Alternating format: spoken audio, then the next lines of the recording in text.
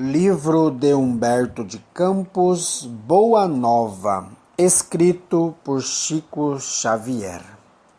Capítulo 29. Os 500 da Galileia.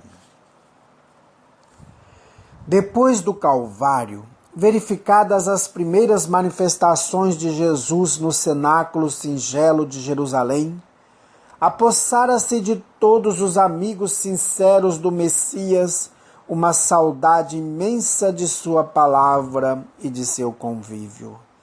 A maioria deles se apegava aos discípulos como querendo reter as últimas expressões de sua mensagem carinhosa e imortal. O ambiente era um repositório vasto de adoráveis recordações. Os que eram agraciados com as visões do Mestre se sentiam transbordantes das mais puras alegrias.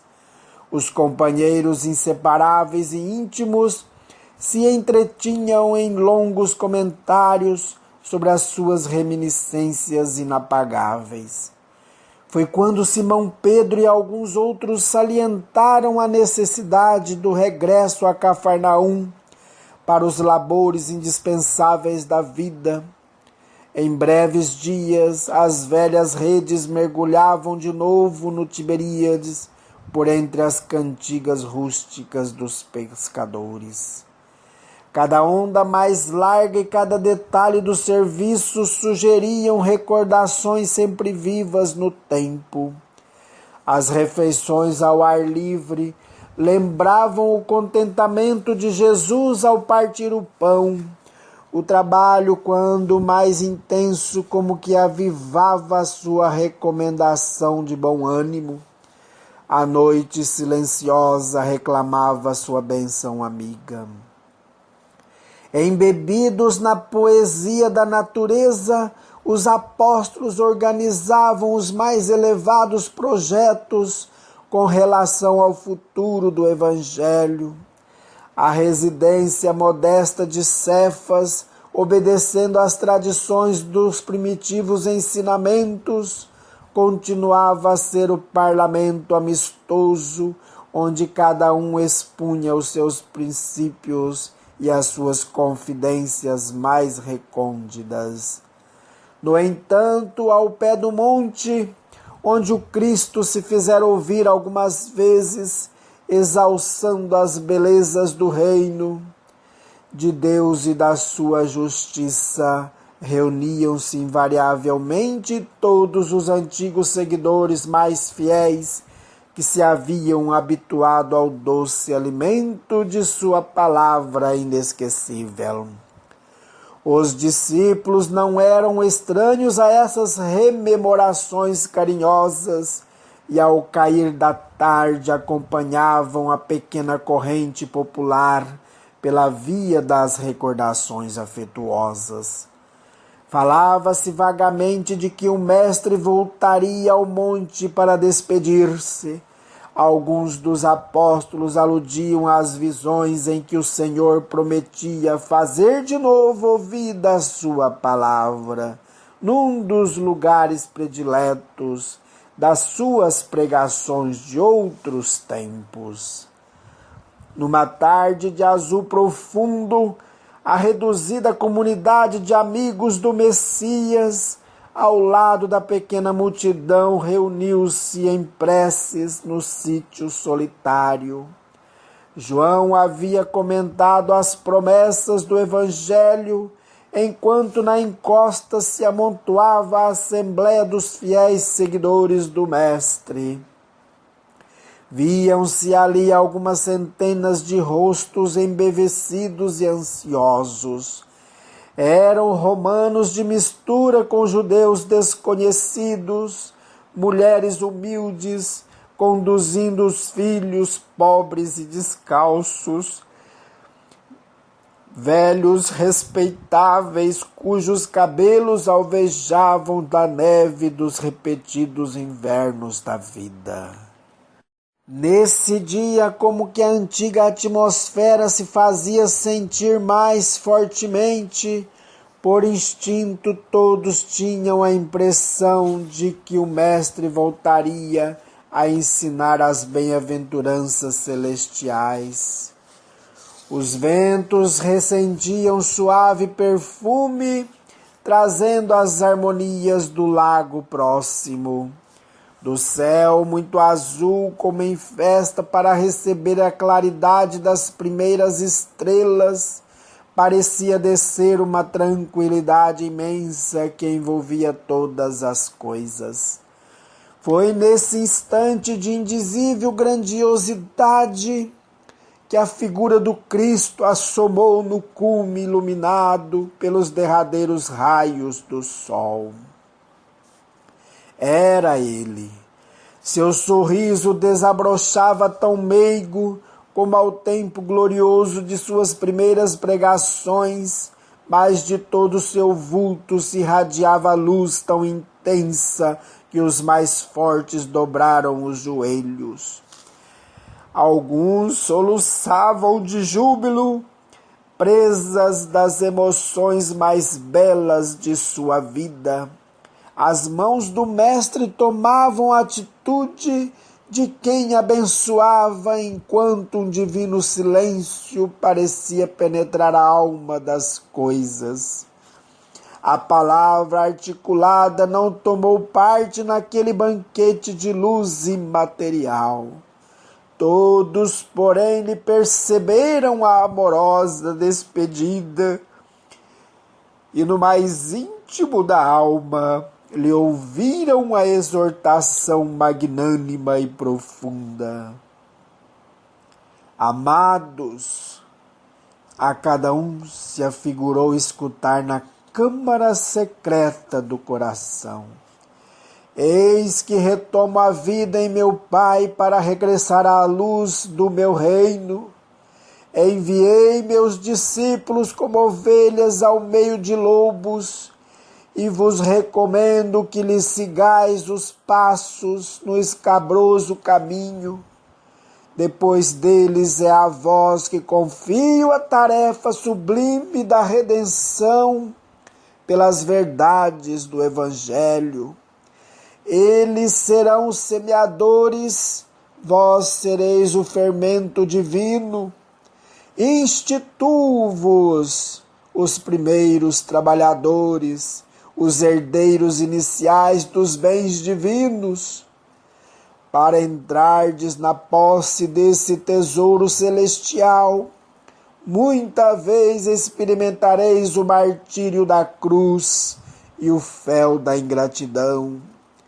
Em conflito permanente com o mundo, estareis na terra, fora de suas leis implacáveis e egoísticas, até que as bases do meu reino de concórdia e justiça se estabeleçam no espírito das criaturas.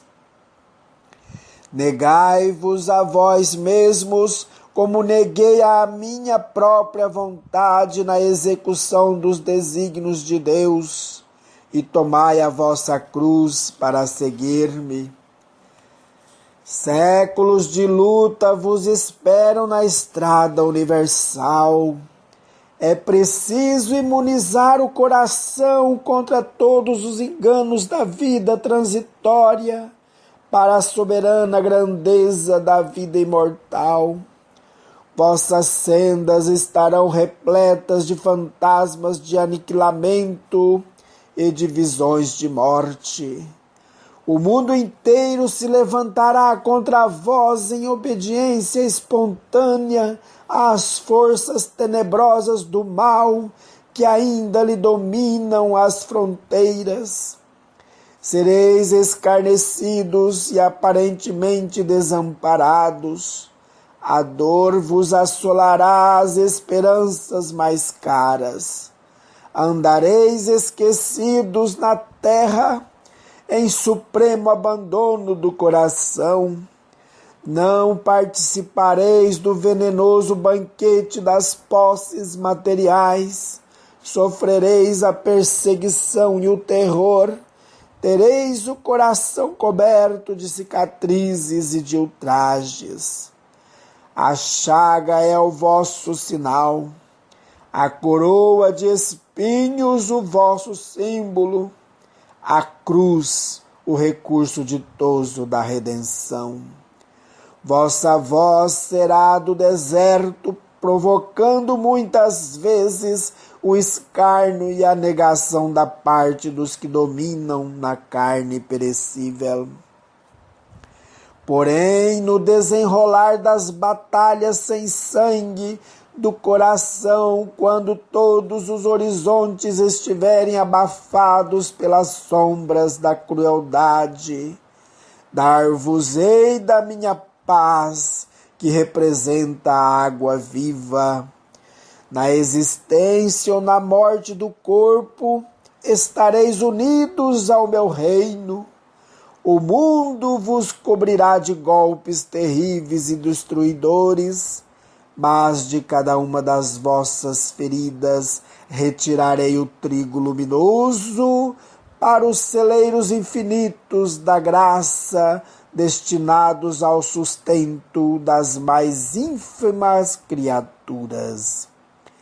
Até que o meu reino se estabeleça na terra, não conhecereis o amor no mundo. Eu, no entanto, encherei a vossa solidão com a minha assistência incessante. Gozarei em vós, como gozareis em mim, o júbilo celeste da execução fiel dos desígnios de Deus. Quando tombardes sob as arremetidas dos homens ainda pobres e infelizes, eu vos levantarei no silêncio do caminho, com as minhas mãos dedicadas ao vosso bem. Sereis a união onde houver separatividade, sacrifício onde existir o falso gozo, claridade onde campearem as trevas, porto amigo edificado na rocha da fé viva, onde pairarem as sombras da desorientação. Sereis meu refúgio nas igrejas mais estranhas da terra, minha esperança entre as loucuras humanas, minha verdade onde se perturbe a ciência incompleta do mundo. Amados, eis que também vos envio como ovelhas aos caminhos obscuros e ásperos. Entretanto, nada temeis.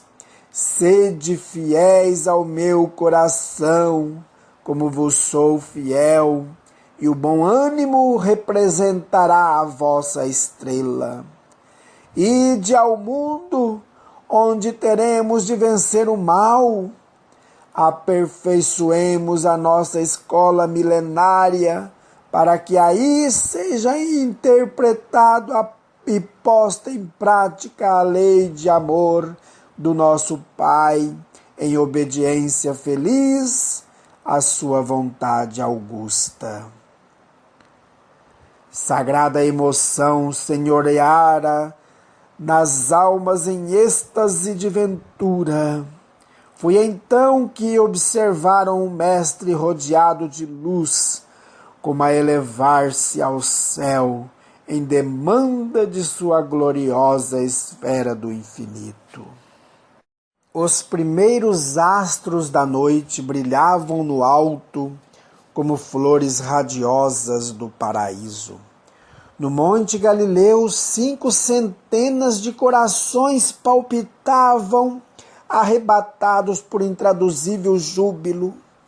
Velhos trêmulos e encarquilhados desceram a encosta, unidos uns aos outros, como solidários para sempre no mesmo trabalho de grandeza imperecível. Anciãs de passo vacilante, coroadas pela neve das experiências da vida, abraçavam-se às filhas e netas, jovens e ditosas, tomadas de indefinível embriaguez da alma. Romanos e judeus ricos e pobres, confraternizavam felizes, adivinhando a necessidade de cooperação na tarefa santa. Os antigos discípulos, cercando a figura de Simão Pedro, choravam de contentamento e esperança. Naquela noite de imperecível recordação, foi confiado aos 500 da Galileia o serviço glorioso da evangelização das coletividades terrestres, sob a inspiração de Jesus Cristo. Mal sabiam eles, na sua mísera condição humana, que a palavra do Mestre alcançaria os séculos do porvir, e foi assim que, representando o firmamento renovador do mundo, eles reencarnaram em todos os tempos, nos mais diversos climas religiosos e políticos do planeta, ensinando a verdade e abrindo novos caminhos de luz por meio dos bastidores eternos do tempo. Foram eles os primeiros a transmitir a sagrada vibração de coragem e confiança aos que tombaram nos campos do martírio, semeando a fé no coração pervertido das criaturas. Nos círculos da vaidade humana, nas fogueiras e nos suplícios, ensinaram a lição de Jesus com resignado heroísmo. Nas artes e nas ciências, plantaram concepções novas de desprendimento do mundo e de belezas do céu, e no seio das mais variadas religiões da terra, continuam revelando o desejo do Cristo, que é de união e de amor, de fraternidade e concórdia. Na qualidade de discípulos sinceros e bem-amados, desceram aos abismos mais tenebrosos, redimindo o mal com os seus sacrifícios purificadores, convertendo com as luzes do Evangelho à corrente da redenção os espíritos mais empedernidos.